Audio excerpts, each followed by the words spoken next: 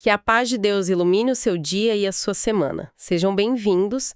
Hoje a gente vai mergulhar em um dos capítulos mais, cinematográficos e teologicamente densos de toda a Bíblia. Isaías capítulo 6. Um capítulo realmente monumental. É. E para nos guiar, nós temos o próprio texto bíblico, claro, e os comentários super aprofundados de John A. Martin. A nossa meta aqui é ir além da leitura superficial para entender de verdade o que essa visão de Deus significou para Isaías e o que ela revela, né? Sobre a natureza de Deus e sobre a nossa condição, a condição humana. Exato. Então, para começar, uma coisa que a análise do Martin já aponta e que pode ser uma surpresa é que a ordem dos capítulos, nem sempre é a ordem dos acontecimentos. Então, a primeira pergunta que fica é: quando exatamente essa visão acontece? Essa é a questão fundamental, né? Para a gente entender o capítulo. E, como o comentário aponta, existem basicamente duas teorias principais. Certo. A primeira é a leitura, digamos, cronológica, que leva a frase de abertura, no ano da morte do rei Uzias, bem ao pé da letra. Ok. Nesse cenário, essa visão seria o chamado inaugural de Isaías. Aconteceria antes dos sermões de julgamento, que a gente lê, por exemplo, nos capítulos de 1 a 5. O que faz sentido. Ele tem a visão, é comissionado e só então começa a pregar. Mas e qual é a outra possibilidade? A outra, que o Martin explora com bastante detalhe, é que a posição do capítulo 6 é mais lógica do que cronológica. Lógica, como assim? Nesse caso, Isaías já estaria profetizando. Sabe, os capítulos 1 a 5 são uma acusação longa e detalhada contra a corrupção de Judá. Aí, depois de pintar esse quadro sombrio da depravação humana, o capítulo 6 funcionaria com um clímax dramático. Ah, entendi. É como se o texto dissesse: olha como a nação está, e agora vejam diante de quem eles estão pecando. O contraste entre a impureza do povo e a santidade de Deus se torna, assim, o ponto central. Nossa, essa ideia da posição lógica é fascinante. Funciona como uma espécie de câmera recuando para mostrar a razão de todo aquele julgamento. E independentemente da posição, o gatilho é a morte do rei Uzias. Isso não é só um marcador de data, certo? O reinado dele foi gigantesco na história de Judá. Uzias foi um marco. Ele reinou por 52 anos. Um período de enorme prosperidade e de estabilidade militar para Judá. A nação se sentia segura, forte, sob o comando dele. Mas o final não foi tão bom, né? Não mesmo. O fim do reinado dele é uma tragédia. O sucesso subiu a cabeça e, num ato de orgulho extremo, ele entrou no santo lugar do templo para queimar incenso. Uma função que era estritamente dos sacerdotes. Ele tentou usurpar uma função sagrada. Exatamente. E a consequência foi imediata e divina. Ele foi atingido por lepra e teve que viver isolado, banido do templo, banido do próprio palácio pelo resto da vida. Morreu como um pária. Então a gente tem esse vácuo de poder. Um rei que definiu uma era morre em desgraça, expulso do templo por causa da sua impureza. A nação perde seu líder terreno, que se mostrou falho. Que pano de fundo para a visão de Isaías. E o contraste é o ponto-chave que o Martin enfatiza.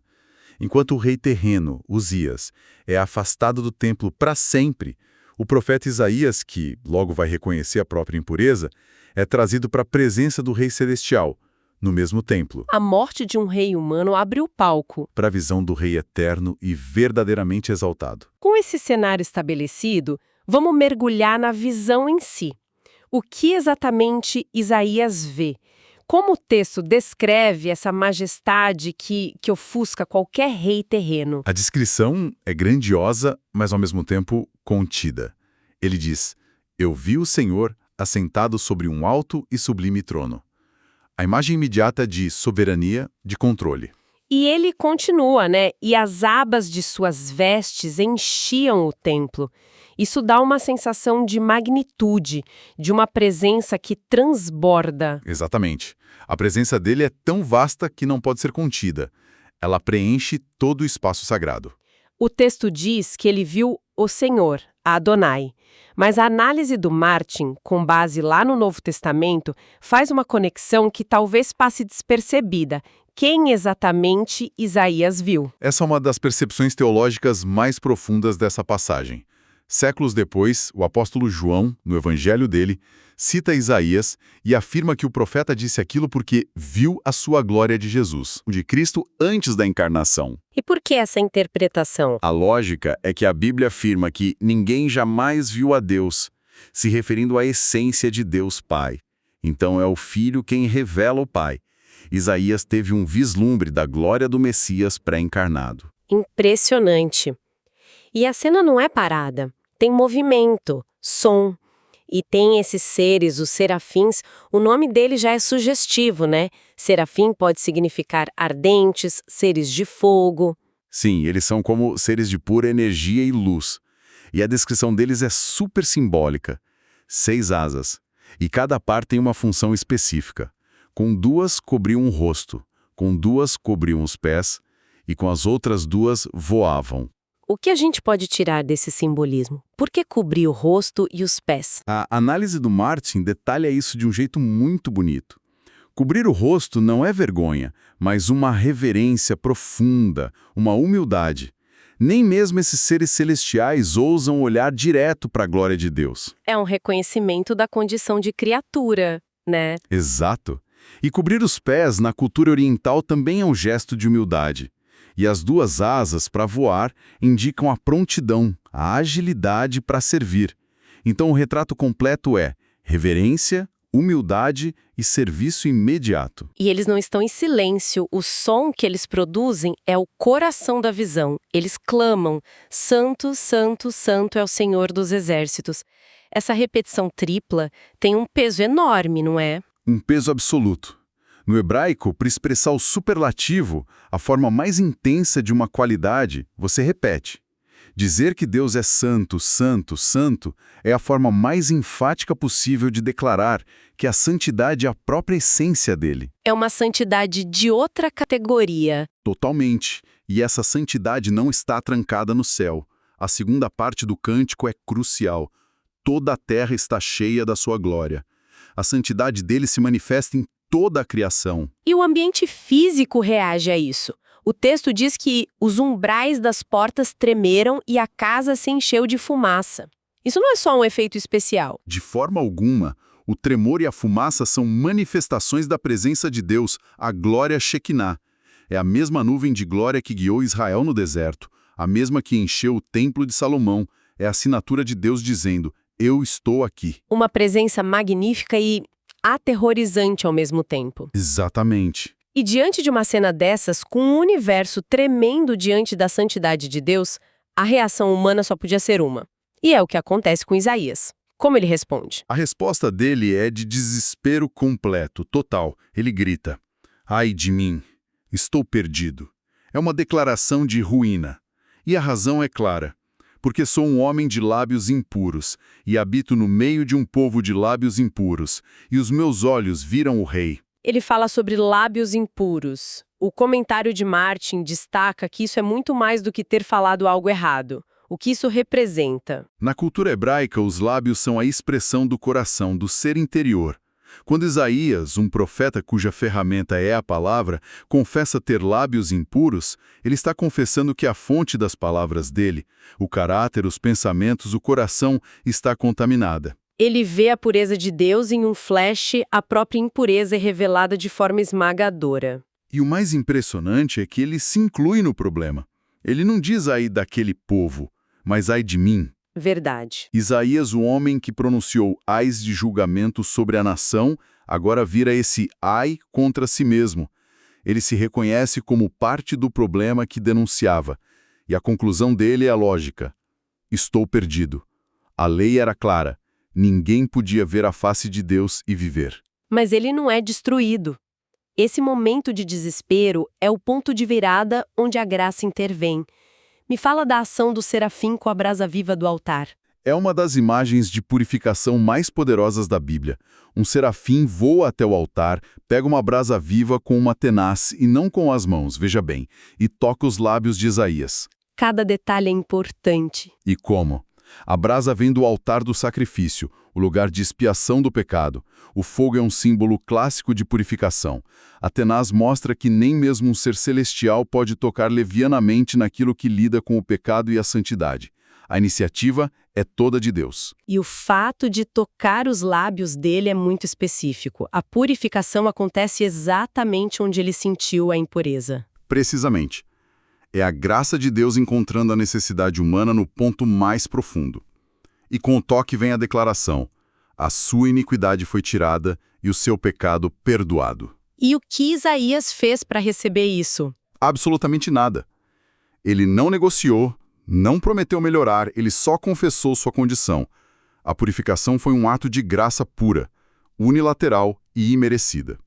Ele recebe pessoalmente a redenção que a nação inteira precisava. Essa experiência de confissão, desespero e purificação o transforma.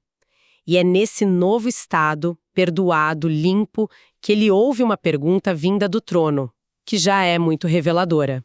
Sim, a voz do Senhor pergunta: a quem enviarei? E quem há de ir por nós? Esse nós, quem há de ir por nós? Isso sempre me chamou a atenção. Como a análise de Martin interpreta esse plural? Martin, junto com muitos teólogos, vê isso como uma das muitas alusões à natureza plural da unidade de Deus que a gente encontra no Antigo Testamento. É o que mais tarde os cristãos entenderiam como a doutrina da Trindade. Um vislumbre da Trindade. Isso. Não é uma revelação completa, claro, mas é uma semente da realidade de que Deus existe como uma comunidade em si mesmo.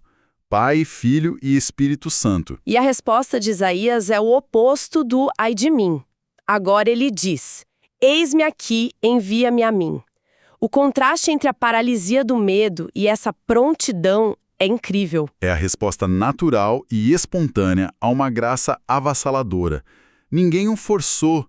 Um coração que entende a profundidade do perdão que recebeu, ele transborda em gratidão e se oferece para o serviço. E ele se oferece sem nem saber qual é a missão. Exatamente. E a missão que ele recebe é desconcertante. Para ser sincera, parece uma receita para o fracasso, o que Deus pede que ele faça. Deus lhe dá uma das comissões mais difíceis de toda a Bíblia. Ele diz para Isaías ir e pregar uma mensagem que vai resultar num endurecimento do povo. A ordem é, basicamente, torne o coração deste povo insensível, endureça os ouvidos e feche os olhos. Isso é muito denso e um pouco perturbador. Parece que Deus está mandando Isaías garantir que o povo não se arrependa. A análise do Martin ajuda a entender isso? Deus é o autor da incredulidade deles. Essa é a questão central. E a resposta clara da teologia bíblica, como Martin aponta, é não. A mensagem de Isaías não é a causa da dureza de coração. Ela é a ocasião que revela e solidifica uma dureza que já existia. Então a dureza já estava lá. Já estava. Os capítulos 1 a 5 diagnosticaram um povo que já se recusava a ouvir. Então, a pregação da verdade a um coração que já rejeita a verdade tem o efeito de confirmar essa pessoa em sua rebelião. Entendi. É como a luz do sol, né? O mesmo sol que derrete a cera e endurece o barro. Ótima analogia. É isso. A mensagem de Deus é a luz, a reação depende da condição do coração que a recebe. E Isaías, claro, pergunta: até quando, Senhor? E a resposta é igualmente dura, não é? Sim. A resposta é que esse ministério continuará até o julgamento prometido ser completo. A descrição é sombria. Cidades em ruínas, a terra devastada, o povo levado por exílio. Nossa! Isaías é chamado para um ministério que, do ponto de vista humano, seria um fracasso total. Ele pregaria por décadas e veria a nação caminhar direto para a destruição que ele anunciava. Mas o capítulo não termina em desolação total. Tem uma última imagem, uma centelha de esperança. A figura do toco da árvore. Exatamente. No meio do julgamento, Deus insere um fio de esperança. Ele usa a analogia de um grande carvalho que é derrubado. A árvore some, mas o toco, a base, permanece. E desse toco vai brotar a santa semente. O remanescente fiel. O remanescente fiel. Deus promete que nunca vai abandonar seu povo completamente. Um pequeno grupo vai sobreviver e, através desse remanescente, todos os propósitos de Deus para a redenção do mundo vão continuar. É uma promessa de futuro. Que jornada! Em um único capítulo, a gente passa de uma crise nacional para a visão do Rei do Universo, da consciência esmagadora do pecado a purificação pela graça e, finalmente, do perdão a uma comissão para um ministério de aparente fracasso. Mas que continha a semente da esperança final para o mundo. Exato. E se a gente conectar tudo isso, a experiência de Isaías deixa um pensamento final para reflexão. A resposta imediata de Isaías à purificação não foi buscar uma vida de conforto.